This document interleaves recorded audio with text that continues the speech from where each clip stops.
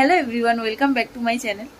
চলে এসেছি দিদির বাড়িতে। এই গরমে বিভৎস গরম ছিল বাইরে, এই যে এসেই এসিটা চালিয়ে বসে পড়েছি, কি আরাম। এখানে নেমেই ভাবলাম দিদির ছবি টবি তুলবো। দিদির প্রেগনেন্সির ডেট দিয়ে দিয়েছে, তো মানে প্রেগনেন্সি বলছি কি, বেবি হওয়ার ডেট ঠেট দিয়ে দিয়েছে। তো রিয়াদির কটা ফটো ফটো তুলবো তার আগে, তাই জন্য ভাবলাম বাচ্চাদের দুটো ড্রেস কিনি, একটা ছেলেদের ড্রেস, একটা মেয়েদের ড্রেস। তো দেখো, এই দুটো ড্রেস কিনতে গিয়ে আমি নিজের জন্য কি কিনে নিয়ে নিয়েছি। এই যে একটা ছেলেদের ড্রেস কিনেছি আর একটা মেয়েদের ড্রেস কিনেছি, আর আমি নিজের জন্য একটা এই কুর্তি কিনেছি, একটা এই কুর্তি কিনেছি।